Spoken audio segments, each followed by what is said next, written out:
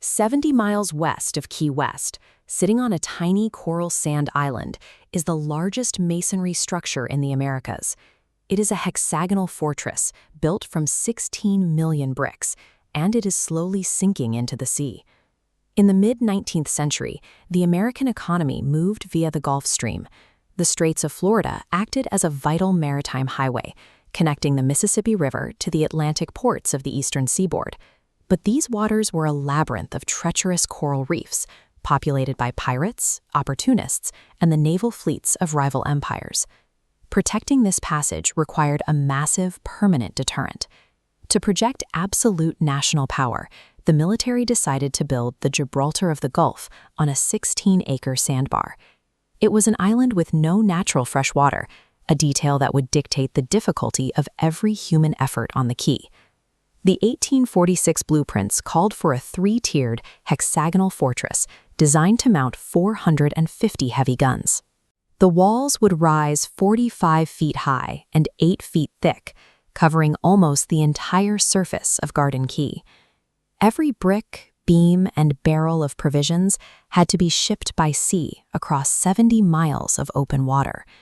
Logistics alone made the project one of the most expensive and ambitious engineering feats of the era. The foundational labor was performed by enslaved people, leased from owners in Key West and across Florida, under divided mastery contracts, a system where the government paid slave owners a daily fee for the forced labor of their workers. To solve the lack of water, engineers built a sand-filtered system directly into the masonry. Rainwater collected on the roof, filtered through sand-filled columns to remove impurities, and pooled in massive underground vaults, sustaining 1,500 people for an entire year.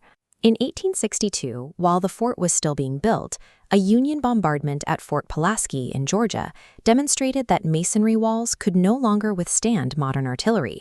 The Union used rifled cannons with spiral grooves cut into the interior of the barrel. This rifling spins the projectile, allowing elongated shells to fly further and strike with much more force than traditional smoothbore cannonballs. At Fort Pulaski, these rifled shells punched through 7 feet of brick in just 30 hours. This single event proved that masonry forts were now vulnerable to long-range bombardment. Simultaneously, the sheer weight of the 16 million bricks caused the foundation to settle unevenly into the sand and coral rubble. The structure began to crack under its own mass.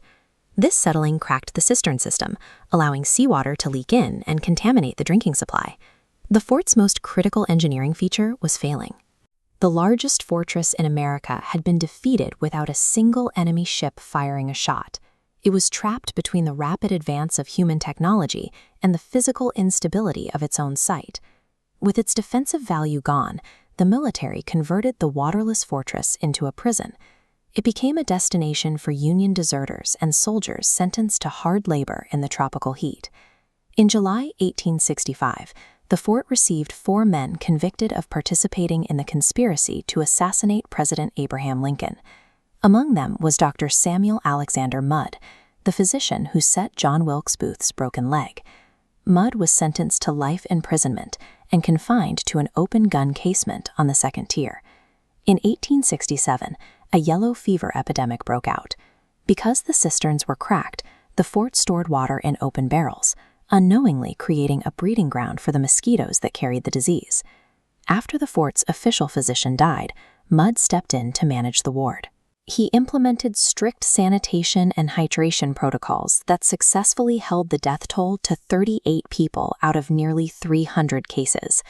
Mudd's actions during the epidemic eventually led to a presidential pardon. His survival at the fort shifted its historical record from a military failure to a testament of individual endurance. The Army halted construction in 1874 and abandoned the post as a major military garrison. The fort remained an unfinished shell for decades. It later served as a naval coaling station. In January 1898, the battleship USS Maine refueled here before departing for Havana, the last time the ship touched American territory before the explosion that sparked the Spanish-American War.